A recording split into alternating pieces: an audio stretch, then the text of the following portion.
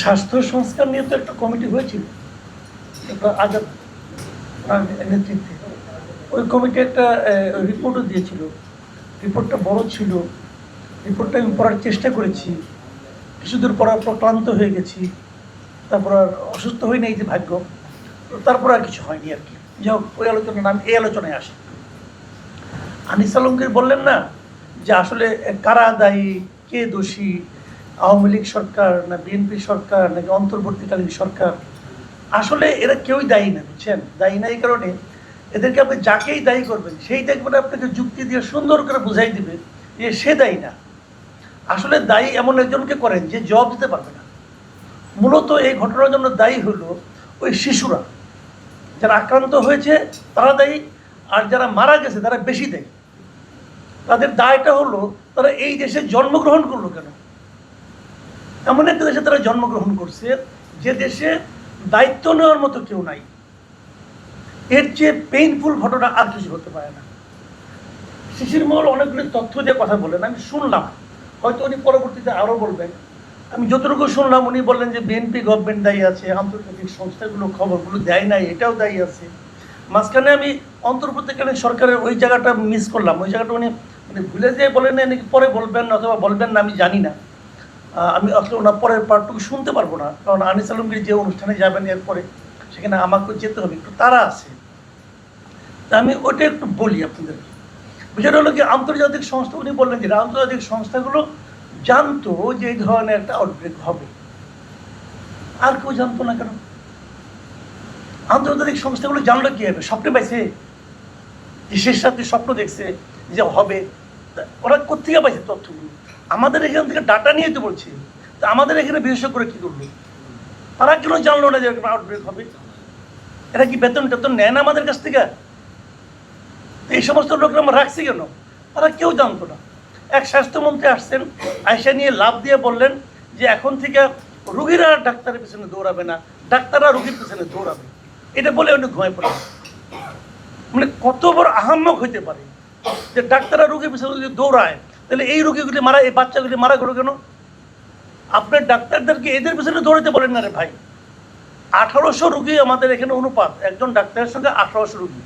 এখন একজন ডাক্তার যদি 1800 রুগীর পিছনে দৌড়ানো শুরু করে, তাহলে অবস্থাটা কি দাঁড়াবে? যেদিকে তাকাবেন দেখবে ডাক্তার দৌড়াইতেছে। ডাক্তার চিকিৎসা গ্রহণ করবে, দৌড়াবে না, চিকিৎসা করবে। এই লোক বলতেছে এটা করবে। তো তারপরে কোথায় উনি গত 7 দিনে ওনার কোনো বক্তব্য পাইছেন? উনি কি বলছেন, কি বক্তব্য দিয়েছেন উনি? উনি কি বলছেন যে কথাগুলি বলছেন তার মধ্যে কোনো সমাধান আছে?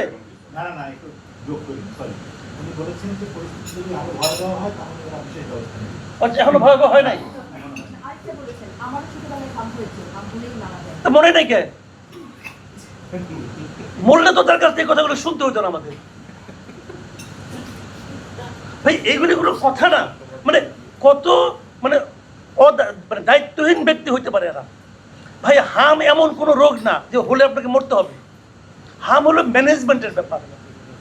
আপনি ম্যানেজ করতে পারেন। ডেঙ্গুর মতো, ডেঙ্গু যখন শুরু হয়, মামুন আছে, মামুন আমরা একসঙ্গে তখন রিপোর্ট করতাম। ডেঙ্গু নিয়ে আমরা তো অনেক রিপোর্ট শুরু থেকে আমরাই করছি কাজগুলো।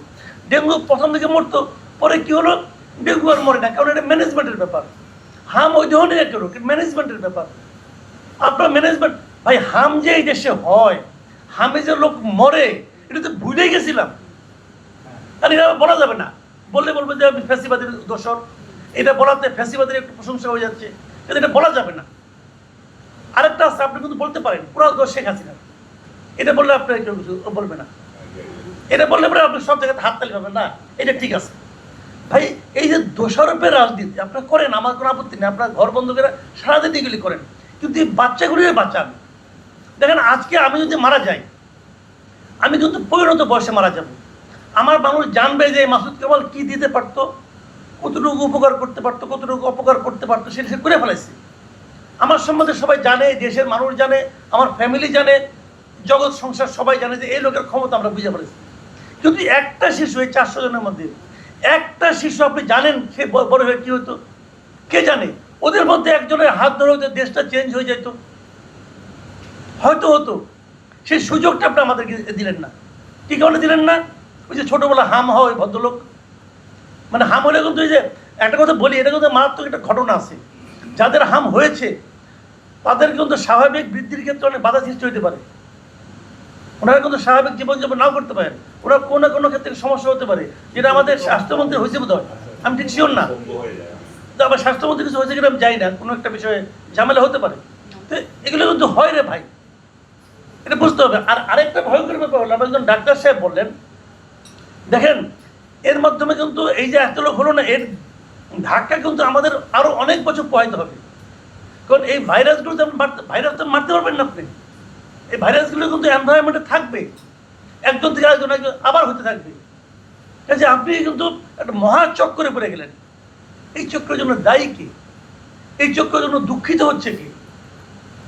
কেউ দুঃখিত হচ্ছে না, সবাই এর দায় ওর উপর, এর দায় ওর উপর। ইউনুস সাহেব একজন কয়েকদিন আগে সিএনএন এর প্রধান মারা গেল, টেটটা না মারা যাওয়া উপলক্ষে উনি ওনার মানে ভেরিফাইড ফেসবুক পেজে প্রায় 350 ওয়ার্ডের একটা অবিচরি লেখলেন, বিশাল লেখা। উনি কীভাবে my friend, owner friend, car friend, এগুলি হাবি যাবি এত কথা বলছেন, আমার ওই জন্যই ভালো মতো খাইতে পারেন নাই। কিন্তু 350 ওই দিনে যে হিসাবটা ছিল, ওই দিনে ছিল 326 জন না কতজন। আপনার দেশের এতগুলি শিশু মারা গেল, আপনি একটা লাইন লিখতে পারলেন না এদের জন্য, একটা শব্দ উচ্চারণ করতে পারলেন না, এদের জন্য আপনার মায়া হয় না? টেটটার জন্য মায়া হয় না? এটা কি মানুষ নাকি? এই লোকটা দেখতে মানুষের মতো, কিন্তু আমার সন্দেহ আছে, আর যদি মানুষ হয়েও থাকে এ বাংলাদেশের মানুষ না ভাই। এই লোকটাকে আমরা ডাইকাই না এমন একটা দায়িত্বের মধ্যে বসাইছিলাম, খুবই আনফর্চুনেট। আমাদের মতো দুর্ভাগ্য জাতি পৃথিবীতে আরও আছে কিনা দ্বিতীয়টা আমার সন্দেহ। যাই হোক, এটা বলবো না আর বেশি, অনেক বলা হয়ে গেছে, এমনি আমার মুখের কথাবার্তা কোনো ঠিক ঠিকানা নেই, আমি সম্পূর্ণ শুনতে পারলাম না, সরি। আমরা একটু যাবো ভাই, মনে করি না, আমি সবার কাছে ক্ষমা চাচ্ছি, আপনার কাছে মনে করি